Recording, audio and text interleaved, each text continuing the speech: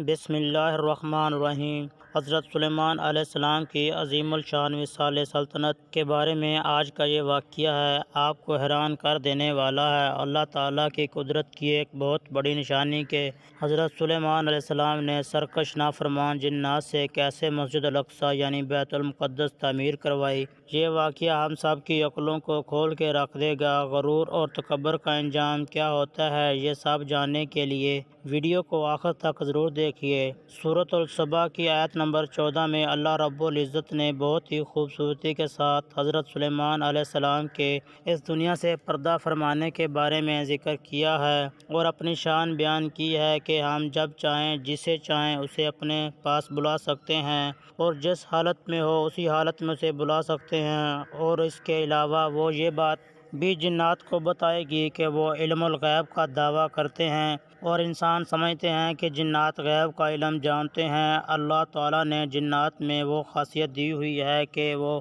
میلوں کی دوری کو طے کر سکتے ہیں، بس کچھ ہی سیکنڈ میں کسی کے جسم میں داخل ہو بھی سکتے ہیں، اور اس وقت جو جنات تھے وہ بہت سرکش اور نافرمان بھی تھے۔ حضرت سلیمان علیہ السلام ایک ایسے نبی ہیں جنہوں نے خاص طور پر دعا کی کہ اے اللہ پاک، مجھے ایسی بادشاہت عطا کر جو تو نے اب تک کسی کو نہ بھی عطا کی ہو۔ تو آپ کو یہ مرتبہ دیا گیا کہ آپ نبی بھی رہے یعنی پیغمبر بھی رہے، اور بے شمار معجزات آپ کو عطا کیے گئے۔ بہت ہی زیادہ طاقتور نبی رہے ہیں کیونکہ آپ نے اپنی حکومت ہواؤں پر اور آپ کی حکومت جانوروں پر، پرندوں پر، یہاں تک کہ چھوٹے چھوٹے کیڑے مکوڑوں کی بولیاں بھی آپ جانتے تھے۔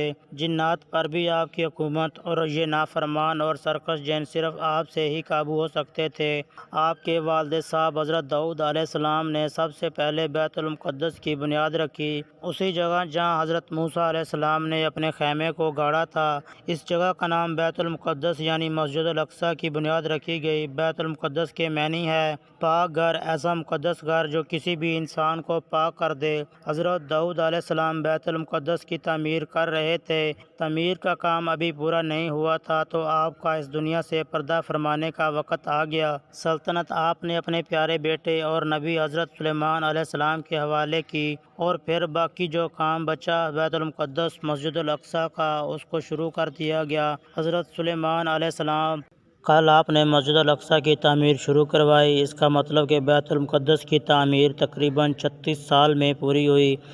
اب ایک کام باقی تھا جو پورا نہیں ہوا تھا۔ آپ نے اللہ تبارک و تعالیٰ کے حضور سجدہ نفل ادا کیا، اور آپ کی عبادت کوئی عام لوگوں کی عبادت نہیں تھی۔ آپ اس طرح عبادت کیا کرتے تھے کہ اپنے محراب میں جا کر 2 ماہ 3 ماہ آپ اسی جگہ کھڑے رہتے یا بیٹھ کر سجدے کی حالت میں اللہ تبارک و تعالیٰ کی عبادت کیا کرتے، اور جنات یہ بات جانتے تھے کہ نفل شکرانہ تو آپ ادا کر لیے، کے علاوہ آپ نے ہزاروں بھیڑ بکریوں اور 12,000 بیل گائے وغیرہ کی قربانی دی ہے، اور دعا اللہ تبارک و تعالیٰ کے حضور کہ اے اللہ پاک، میری حیات مبارکہ میں مسجد الاقصیٰ تعمیر ہو جائے، بیت المقدس کی تعمیر مکمل یعنی پوری ہو جائے۔ اللہ تبارک و تعالیٰ کا جب حکم ہوتا ہے تو بندہ کچھ نہیں کر سکتا۔ پیارے دوستو، یہاں آپ کو بتاتے چلے اللہ تعالیٰ نے نبیوں کے مرتبے بہت اونچے رکھے ہیں، مرتبہ بہت ہی اعلیٰ۔ ہماری وہ اوقات نہیں، نہ ہی ہماری عبادت ایسی، نہ ہی ہمارے عمل ایسے۔ حضرت سلیمان علیہ السلام جانتے تھے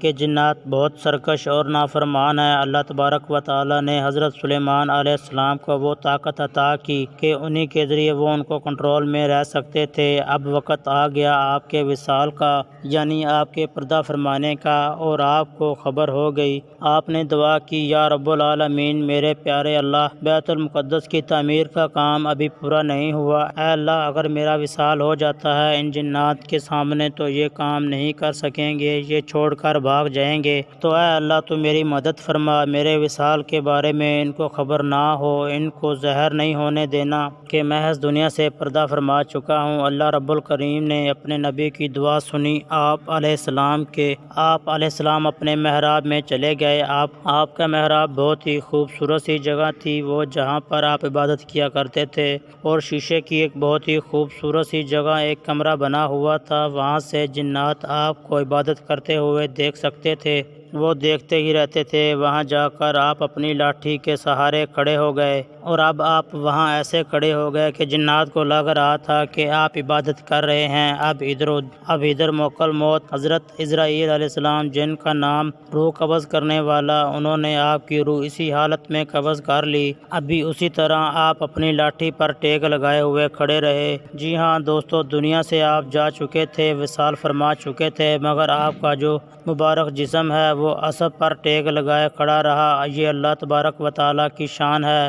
حضرت سلیمان علیہ السلام کا بھی یہ ایک معجزہ ہے۔ اب یہاں آپ کو ایک اور دلچسپ بات بتا دیں کہ حضرت سلیمان علیہ السلام جب حیات تھے تو جنات کو رات کو بھی کام سے چھٹکارا نہیں ملتا تھا۔ حضرت سلیمان علیہ السلام بھی آرام کرنے چلے جاتے، مگر آپ چونکہ کھڑے ہی تھے تو جنات کو دن رات لگاتار کام کرنا پڑ گیا۔ ہر وقت آپ کھڑے رہے اور آپ سے اجازت مانگنے سے بھی کسی کی ہمت نہیں ہوتی تھی کہ وہ آپ سے اجازت مانگیں۔ تو جنہوں نے 4 سال تک لگاتار دن رات برابر کام کیا، اور حضرت سلیمان علیہ السلام اب ایسا پر کھڑے ہیں، نہ جسم میں کوئی تبدیلی، نہ جسم میں کوئی بدلاؤ آ رہا ہے۔ اللہ اکبر! یہ بھی اللہ کے نبی کی شان دیکھیے کہ اس تعمیر کا کام چونکہ حضرت سلیمان علیہ السلام کی نظروں کے سامنے ہوتا تھا، اس لیے اس کی عمارت کو ہٹل سلیمانی بھی کہا جاتا تھا۔ تعمیر کے دوران جنات طاقتور دور دور سے سمندروں سے جا کر موتی لایا کرتے، بڑے بڑے پتھر اٹھا کر لایا کرتے مسجد الاقصیٰ کی تعمیر کے لیے،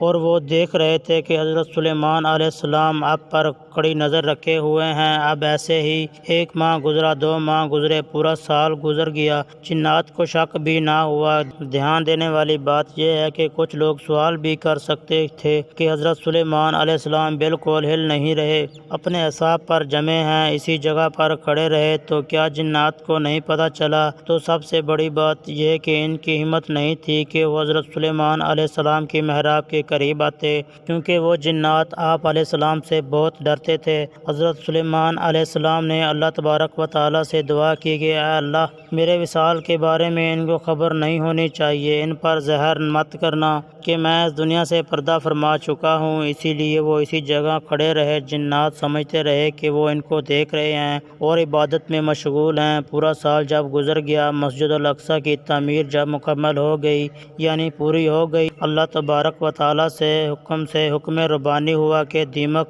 جسے قرآن مجید میں دبۃ الارض، اس کو مسلط کر دیا گیا۔ حضرت سلیمان علیہ السلام کے اثر یعنی لاٹھی پر یہ حکم دیا گیا کہ حضرت سلیمان علیہ السلام کی عصا کو تم کھا جاؤ۔ حضرت سلیمان علیہ السلام کی لاٹھی مبارک کو کھا لیا، اور جب آپ زمین پر تشریف لائے یعنی زمین پر آ گئے تو اس وقت راز کھل گیا اور لوگوں کو پتہ چل گیا، جنات کو بھی پتہ چل گیا کہ آپ علیہ السلام تو اس دنیا سے پردہ فرما چکے ہیں۔ سب لوگ حیران میں ڈوب گئے، راز کھل گیا۔ علم غیب کا دعویٰ کرنے والے وہ لوگ بھی جو سمجھتے تھے کہ جنات کو غیب کا علم ہے، علم کے بارے میں بہت سے قدرت کے راز ہیں، انہیں نہیں پتہ چلا کہ حضرت سلیمان علیہ السلام اللہ تعالیٰ کے حکم سے اس دنیا سے جا چکے ہیں، اور پھر لوگوں کو پتہ چل گیا اور یہ جنات سرکش اور نافرمان ہیں۔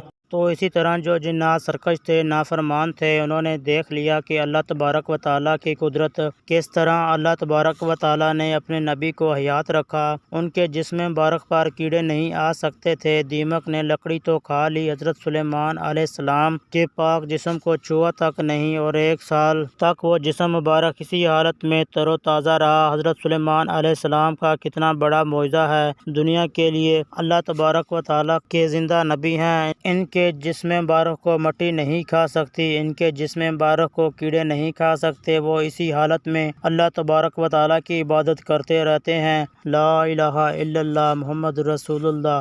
دوستو، آپ سب سے گزارش ہے کہ اس ویڈیو کے اینڈ میں ایک بار درود شریف ضرور پڑھیے گا۔ اللہ حافظ۔